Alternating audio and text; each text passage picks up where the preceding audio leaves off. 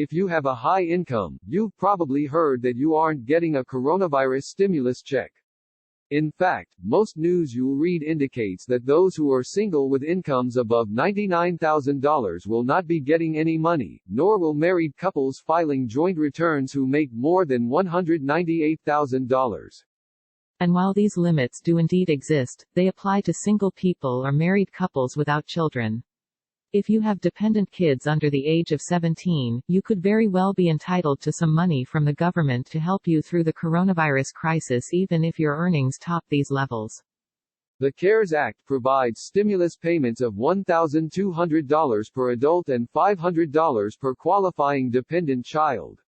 But the amount of the check declines by $5 per every $100 that you earn over $75,000 as a single person or $150,000 as a married couple filing jointly.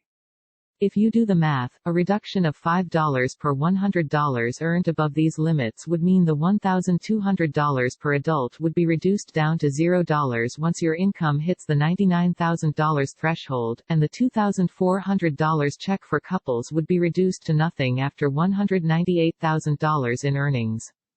But this equation forgets to factor in the $500 stimulus payments for children. So, a married couple with $198,000 in earnings would have their own $2,400 payments reduced to $0 but would still be entitled to receive a $500 payment for each child who meets the definition of a dependent.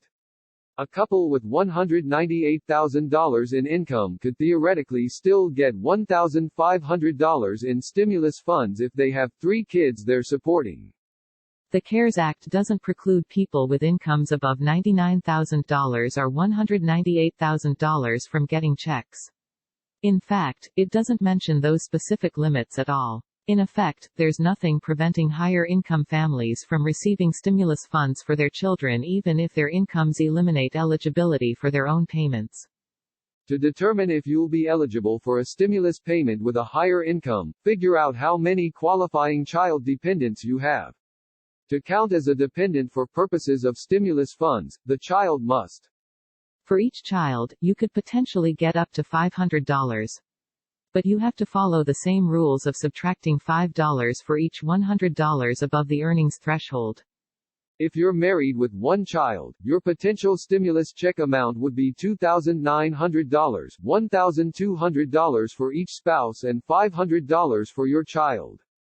But if your income is $199,000, you are $49,000 above the $150,000 limit for getting the full amount. You'll need to subtract $5 for each $100 over the limit, or $2,450 total, $490 x $5. Your stimulus check amount would be $450 in this case. In most cases, you don't need to do anything to get your stimulus funds. If you filed a 2018 or 2019 tax return, as most people with incomes in this range do, you should get your money direct deposited to the account you gave the IRS for your refund or mailed to your address if your direct deposit info isn't on file. However, if you did not declare a dependent on your most recent tax return, the IRS may not be aware you have one and thus are entitled to money.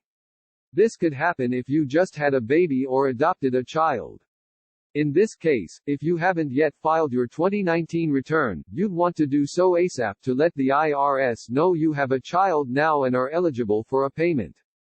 If your child joined your family after 2019, and thus last year's return can't be used to let the IRS know about your dependent, you can still claim your stimulus money. Unfortunately, you'll have to wait to file your 2020 return to do so, which means you'll be waiting a long time to get your hands on the cash. The Motley Fool has a disclosure policy.